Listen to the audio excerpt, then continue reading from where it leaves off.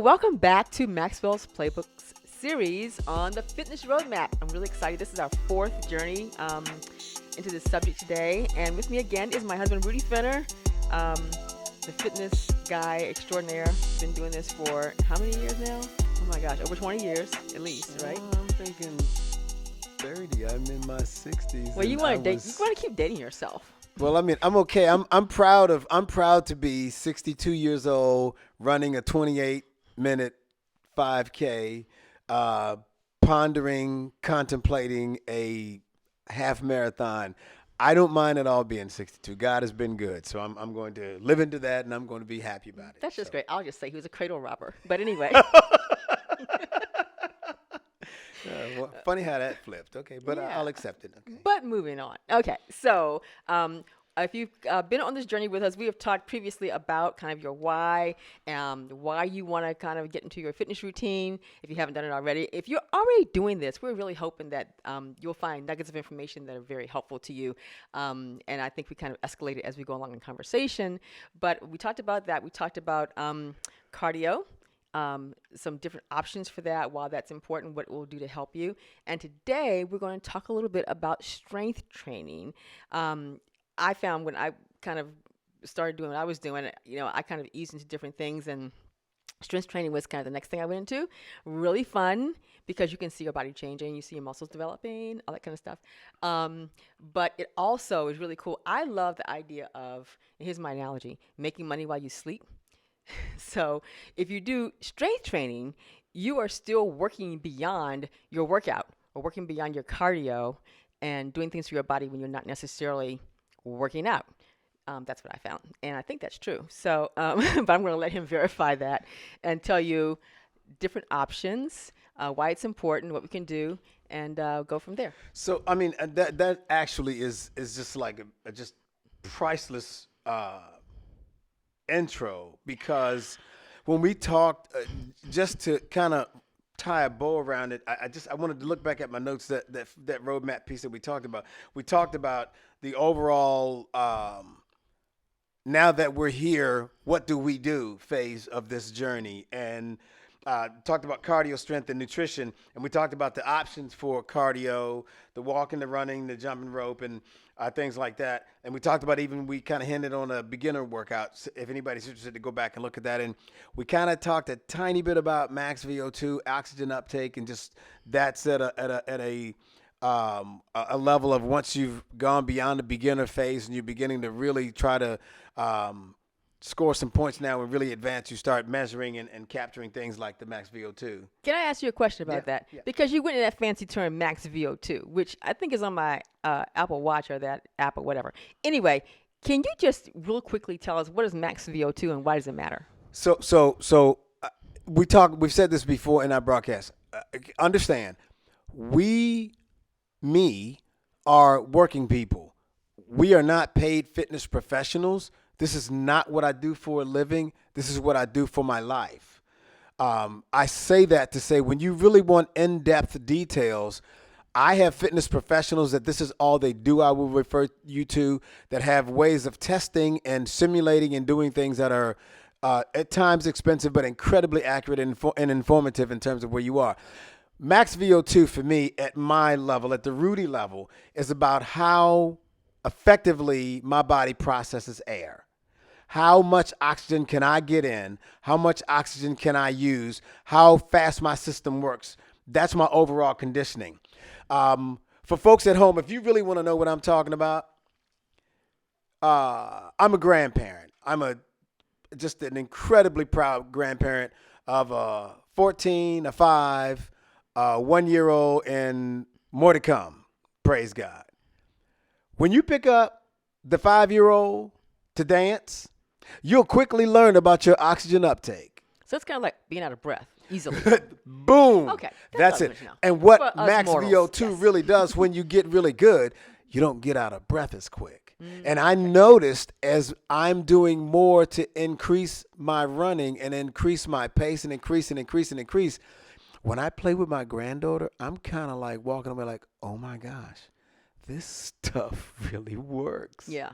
And that's ultimately what it is. Okay. There's a far deeper science to it than that. But from our perspective, I talked a little bit about the clothes basket going upstairs. Yes. That's a little bit about where I wanna take the clothes basket upstairs, and I hit the floor and I keep rolling and I'm pop, because that did not take my breath away at all. My recovery was quick. I was right back on it again. My breath is back under control. My heart rate's back under control, and I'm rocking and rolling. But see, this week you made me feel guilty about carrying the clothes basket up the stairs because I did, and I was like, oh my gosh, okay, but it's not my heart, it's my knees.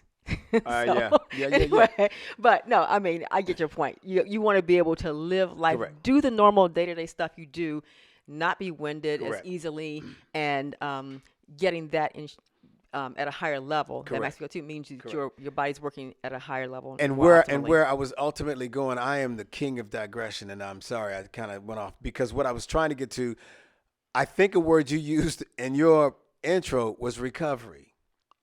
And recovery is gigantic. And you talked about what happens at rest. And that is so critical. My greatest challenge in life, without hesitation, is sleep. That is my greatest. I am a t-shirt wearing, badge carrying, honorary officer of the Sleep When You Die Club. I do not like to sleep. I think it's the greatest waste of time ever. And this causes reverberations throughout the known universe when I say this. I only go to sleep because I have to. But you should sleep more.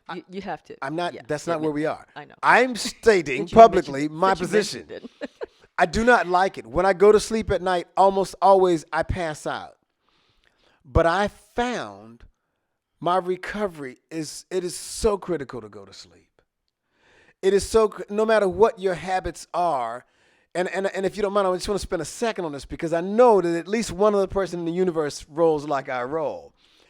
And you want to say, nah, I don't need 7 hours. 7 hours, crazy. I'm just telling you, we went on vacation once, and I vowed to understand what is my sleep window. And by that, what I meant was, if allowed to sleep, what would I do? If I let myself sleep, what would I do? And it's this weird conversation and battle, and there was no one involved but me, because I'm the only one doing this. And I let myself sleep, and I slept for roughly 7 hours. I hated that, because you know what that meant? That meant that all of these doctors and everybody else was right. Because I'd said all the time, all I need is 5 hours of sleep. All I need is 5 hours of sleep. Well, if you'd watch me all day with the camera, there's probably some fancy stuff going on during the course of the day with just 5 hours of sleep. Now, the thing about it is that 7 hours of sleep includes a lot of recovery, a lot of mending and healing that's occurring, a lot of science. When you start getting into the strength training and you read about it, there's these little micro tears that occur. And the little micro tears are healed when you sleep. You need to refuel. You need to sleep, recover. There's a lot of things that go on in the normal process. If you allow the body to work the way it's supposed to work, it's amazing how incredibly effective we are without the help of medicines. And God bless doctors. I love them and think they're fantastic. But I should not have to use them for every little thing that's going on, because my body should be doing some things naturally on its own. And sleep was one of those that I just denied. I was a denier. And I finally came to grips with the reality of just like, dude, you got to go to sleep. And I'm hoping at some point we'll do a podcast and we'll talk about connected fitness. Because one of the greatest things I did was to start monitoring my sleep. Right. And when I started monitoring my sleep, that left me, I had to face up to what I really was doing in terms of sleep, which was garbage. It was garbage sleep. And I was not giving myself a chance. And the more I let myself rest, my body started doing some pretty fascinating things in response to just getting rest and a chance to recover, a chance to recuperate. So you just feel better, because I know that a few years ago when I had a different kind of a schedule, I would go to bed late because I'm going to watch the first few minutes of Jimmy Kimmel. And then I had to get up at 5:30. Got up at 5:30 because I wanted to be downstairs in the gym at 6 o'clock before I went out to work. Yeah. And that meant I didn't get but maybe, 5.5 hours, maybe 6 hours if I was lucky. I would get up and like, oh, every single day. I was never happy to wake up. I did what I had to do, but I wasn't happy in the morning. But now that I sleep longer hours in a slightly different schedule, I'm like, oh, okay, I feel so much better when I first wake up, Yeah, and I'm much more ready for the day. So that means that I probably have to cut back on staying to watch as much of Jimmy Kimmel, yeah, or sleep later. But yeah. whatever, you just need to get more of that rest. And I wanted to But get that yeah, out there, coming from a person who is not a fan, not going to be a fan of sleep. It's just not. Rest is not my deal. That is not my. It's not. I'm never going to be a fan of rest. I'm never going to be a fan of sleep. But I understand, just like hydration, it's things that we need to do to fully exactly. recover and to be effective. Right. And that leads us to this next phase of fitness that we're talking about, strength training. When I was thinking about talking about this, my mind kind of went to you, and I was remembering the path, or trying to remember the path to how did we get you. And it's almost like I'm flipping the script a little bit here, and I'm almost interviewing you. I'm trying to remember how did we get to where you are now, the lifting phase, because when we talked about you being in the gym first, we talked about the treadmill, Right. we talked about the bike class. So how did that progress? How do we get you there? Well, we were in the gym, and the equipment there was really cool. I just started doing bit by bit. It was just like Jacob Marley, bit by bit and yard by yard. Uh, you start with one thing. Okay, it feels pretty. How does this machine work? I tried that machine. Oh, how does this one work? I watch other people a little bit to see what they were doing. And before you knew it, I had kind of developed this routine of using the machines. And I started using those sometimes before we even do the bike class. But, and then, it's easy. One of the things that I often read is that it's really easy to see developments quickly, especially like in your arms and things like that. And it really can be. I mean, you can't just go and have fried chicken dinner right after you do that and think you're going to see a big change. But if you're eating properly and you're doing the cardio and then you add the weights to it, you start seeing the changes in your body, and that's very encouraging. Yeah. So that's how I started building it up. And even right now, there are a lot of things I have not done. It's always something new to do. That's the one thing. Yeah. Because, you ride a bike, Yeah. you ride a bike. You walk a treadmill, you walk a treadmill. Yeah. You run, you run. But when you have machines that do different things and there's so many different ways of doing it, Yeah. it really can make it a lot more fun and unique. And you can figure out, okay, I've got this under here I'm trying to get to. How do I get that? Okay, this is a different movement, a Right. different item, whatever it is. Right. So that's how I'm still progressing in that area.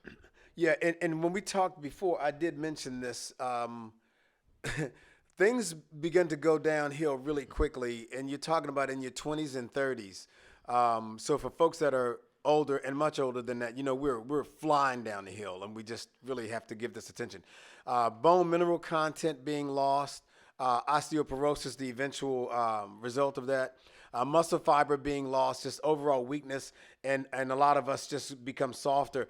Those are all normal life processes if we don't do this. We can cardio, but it seems to be scientifically proven out, and I feel comfortable saying that living with you and watching, that you were on a road, on a path, making progress, but when you added that strength component, it really did change a lot. A lot of things got when you started lifting, and your body started to respond just in a fascinating way. I wanted to find a point of reference that was not your traditional bodybuilding or fitness, and I went to Mayo Clinic. I like to look at theirs as a neutral position. They are more medically and health oriented and not so much a fitness advocate or this. And they had one little write-up about use or lose and talked about muscle mass naturally diminishes with age, and that's what we're talking about. And it just talked about strength training may also help you develop strong bones, manage your weight, enhance your quality of life, manage chronic conditions, sharpen your thinking skills. And before I talk about options to consider, I think one of the biggest things that affected you when we started this last iteration of being in the gym together, we had a mutual friend who had an ongoing illness. Now, we didn't know that until we talked to her because she was stunning. Both of us said, oh my gosh, her legs are like something from a model. I coveted her legs. They were I just want model legs legs. like hers. and what really messed us up was she was our age. It's not like she was 20 years younger and we could all write it off to age. She kind of said, boom, here it is. You got no excuse. And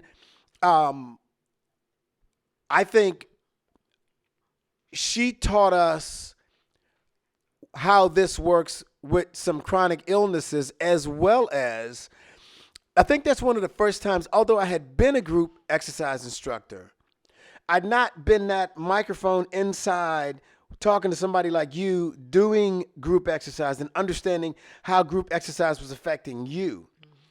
Because this wasn't your thing. It wasn't what you do. But once you established a relationship with a group and you all began to conquer mountains and challenges as a group, man, that fitness dynamic changed. Yeah, it did make a difference. I never It thought that would be changed. me because I knew I wasn't a fitness group person. Like I thought I wasn't, and And that's an I important thing to mention because but that's not your deal. That's not how you roll. You don't roll with no, groups. no. But I had to get with the right group. I think Yes. that's what it was. It was getting with the right Yes. group and getting rid of the perceptions that I had of at that time of people in the gym.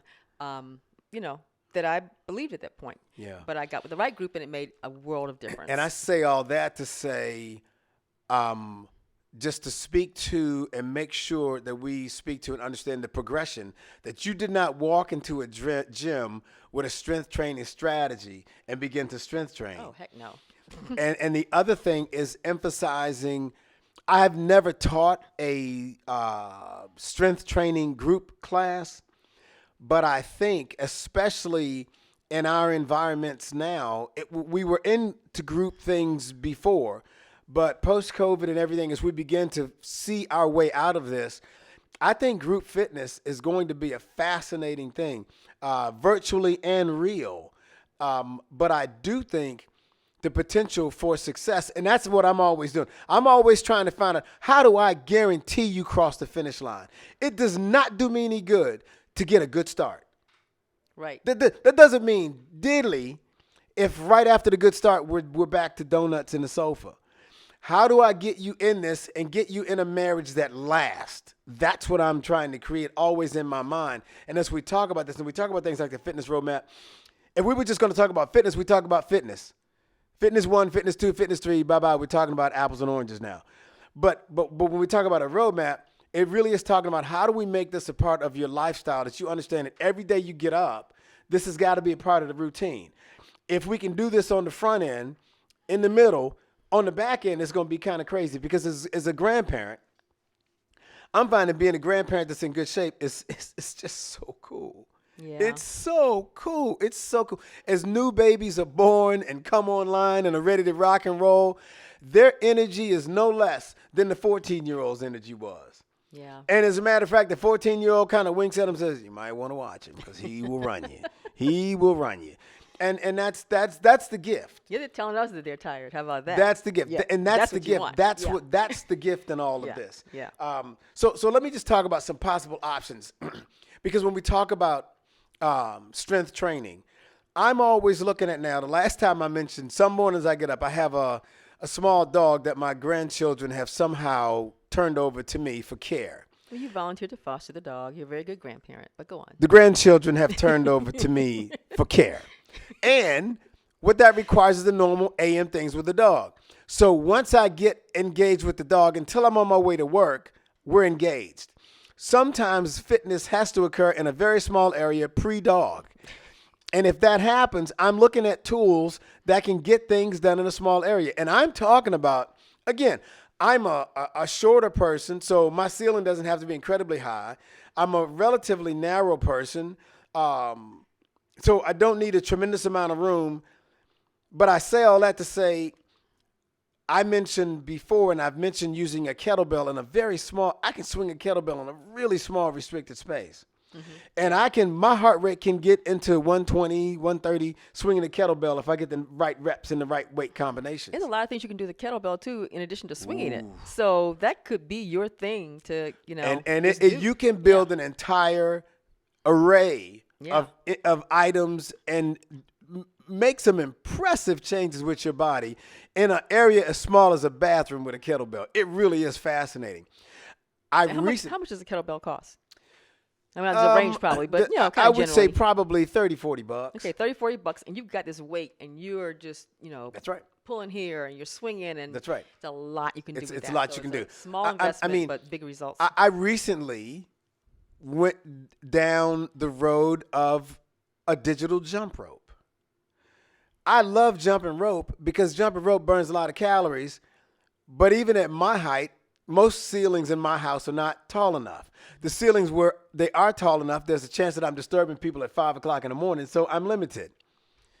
Man, that digital jump rope was a game change. Heart rate going through the ceiling, great work, incredible calories burned, and it's doing those things that are listed when we talk about benefits of strength training.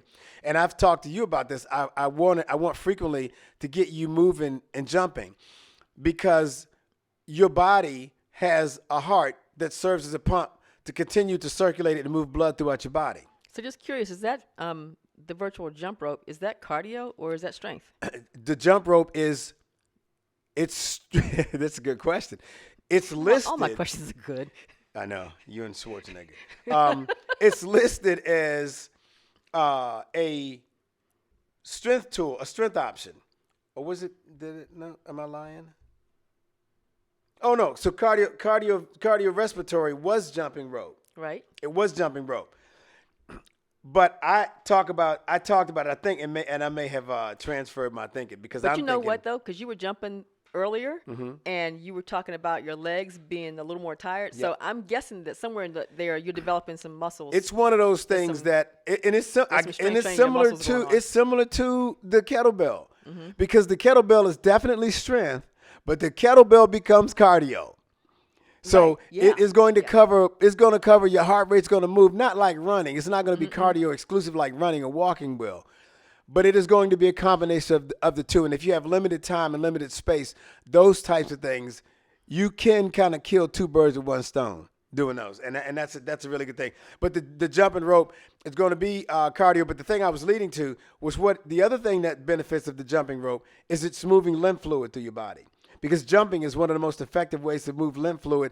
Lymph fluid is something, when we get, and again, and it's all connected. When your brain is going off and you're hearing that word, the lymph nodes, there's lymph massages, trying to move fluid through your body, and that's all healing recovery stuff. So just keep that in mind. But in terms of strength training, the options, I should have stuck to the script because I thought about that. I had that on my mind, and I drifted back. You're just into excited that about your new toy. I am. I love that jump rope.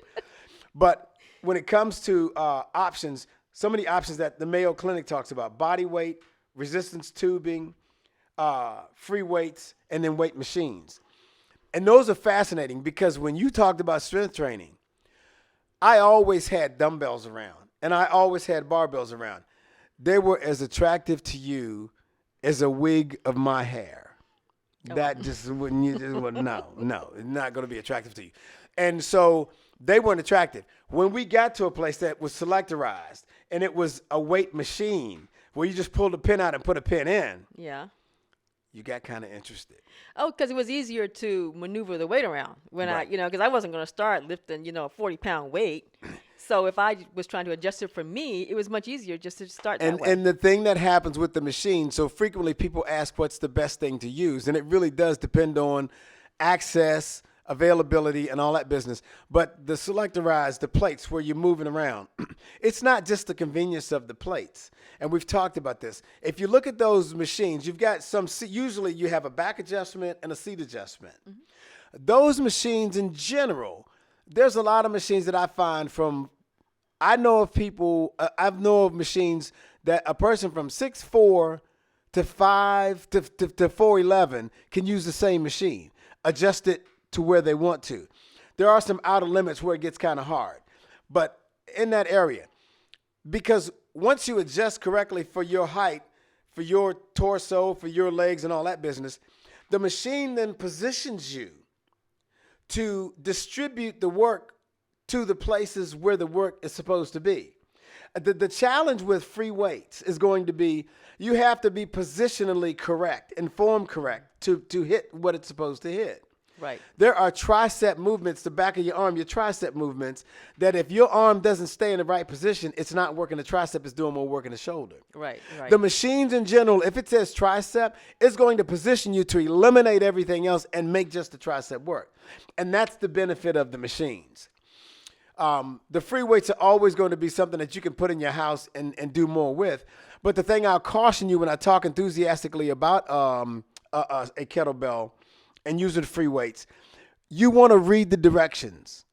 Make sure you understand what is supposed to work and that you have a light enough weight to start with to effectively work what's supposed to work. Well, that's important, that lighter weight to get started. Absolutely, And make because sure you when got you the start to motion move, down you were correctly. lifting today and you were talking about different pains and different things that you felt. And one of the things that we talked about is as the weight changes, the body part that is in control and moving the weight begins to change. And it shifts very subtly from tri to shoulder, from tri to chest. And a different body part is moving because when that weight exceeds a certain level, something else has to kick in to assist, and you're not able to effectively work the way you're supposed to work. So you just want to be mindful of that.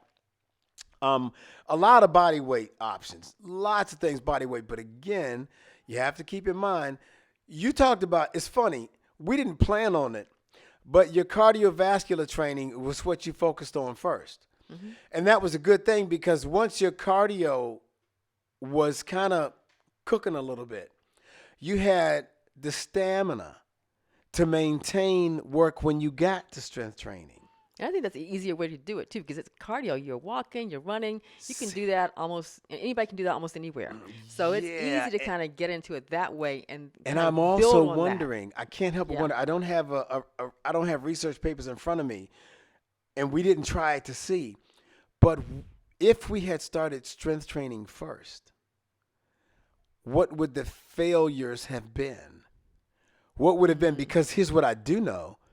It's hard to lift when you can't breathe. And if your cardio isn't together, you're going to lose your breathing while you're lifting. Somewhere in there, you know what I mean? I can imagine if I strength trained first, I'd be too tired to do the cardio. And all I'm saying, and there's some people that would debate that, so smarter guys in this than me. And I would not have any science to dispute them.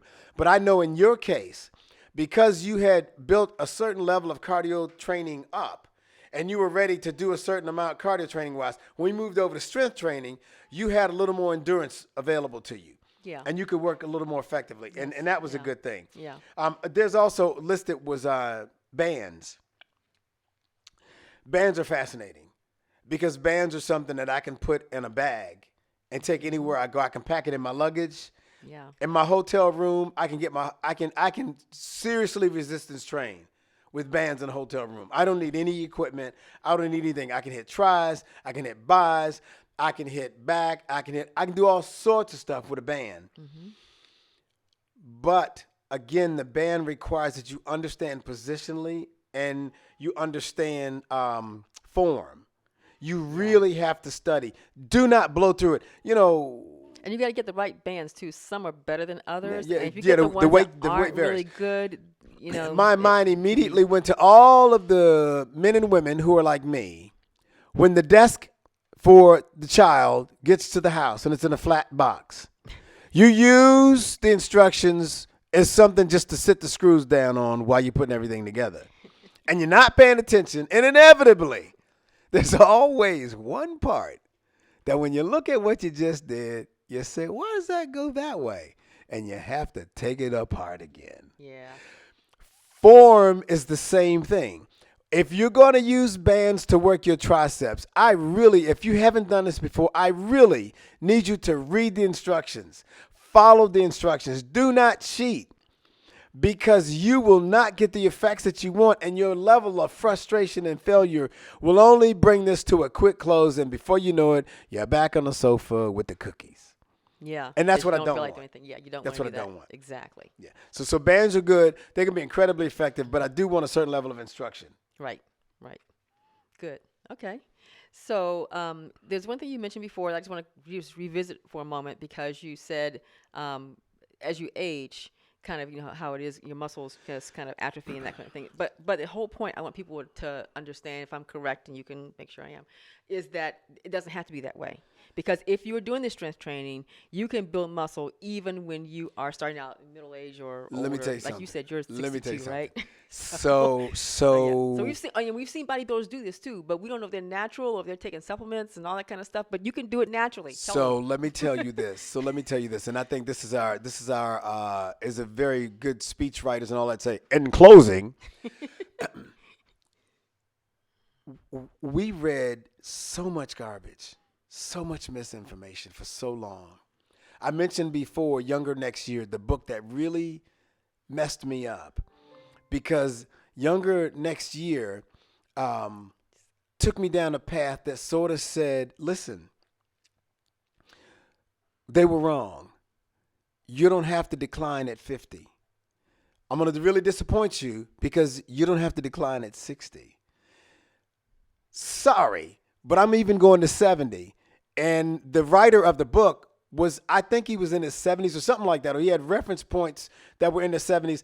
These guys were at the more difficult runs at the ski slopes. They were doing stuff that was nuts.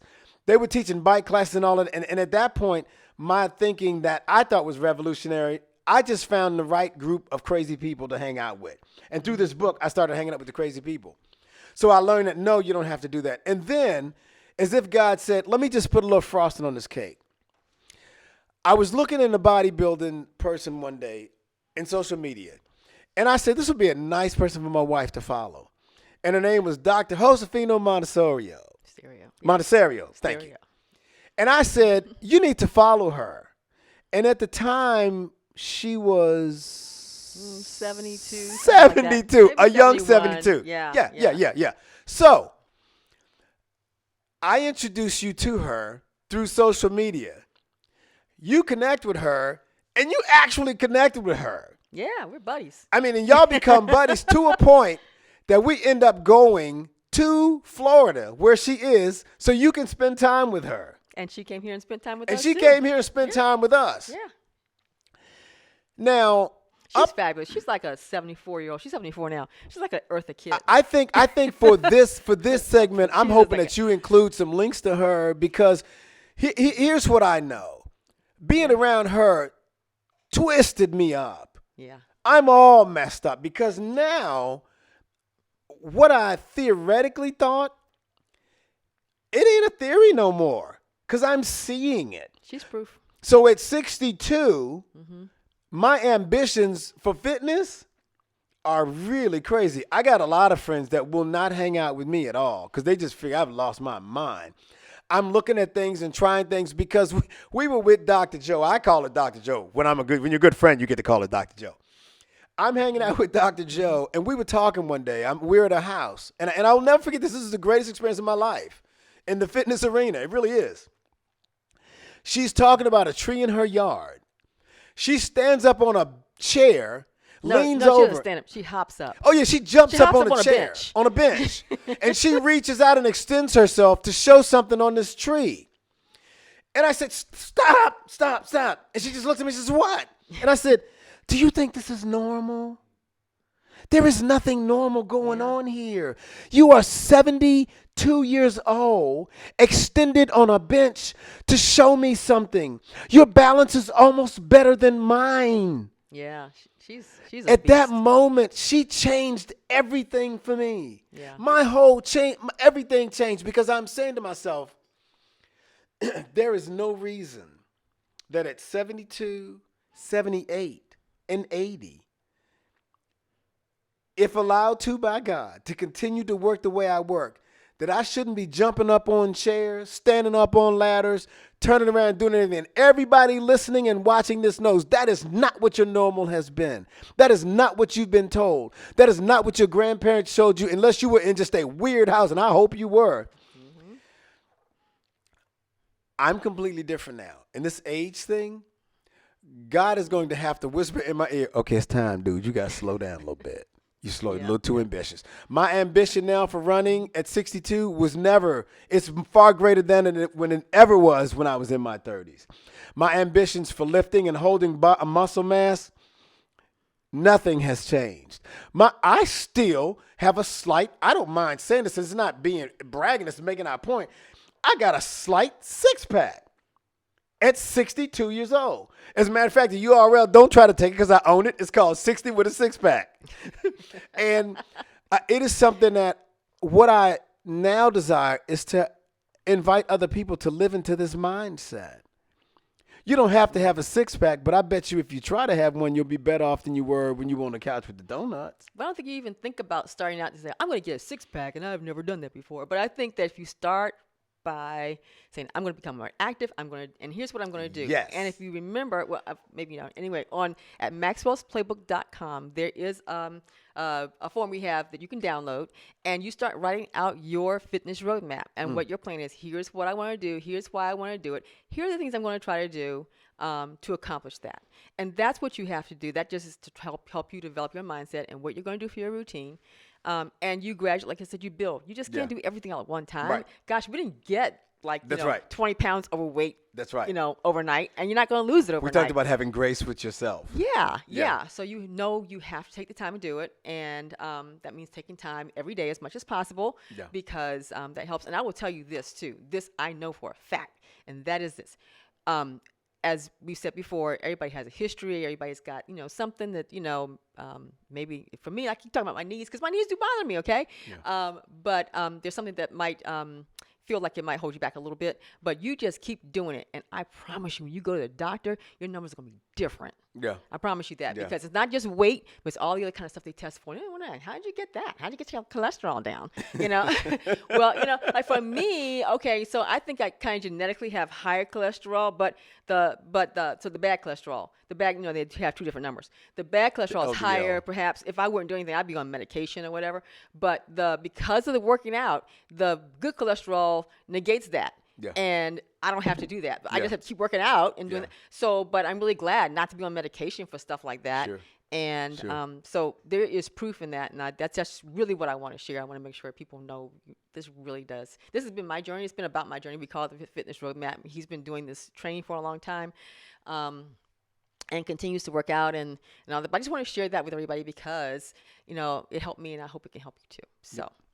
So next time we'll get together. We'll talk about some other fun things. We got a couple things in mind. So I'm not going to say what they are just yet. So, but you just keep watching this. Go to my website is maxwellsplaybook.com. If you have questions, you can email them to me at robin@maxwellsplaybook.com, and we will address those on our little podcast. And you can also take a look at this if you want to see it visually on YouTube. The YouTube channel is Maxwell's Playbook, of course. So anyway, thanks once again for joining me in this. And I got to give one shout out, though. Hang on one second. Our son-in-law, David Lottahall, is like the bomb. Ooh. He's like the producer of the show. He's very, he stays in the background. He's real low-key and everything, but we could not do this without him. In fact, the podcast was his idea. We tried some other stuff. He said, "Did you ever thought about doing a podcast, Mom?" Podcast? What's a podcast?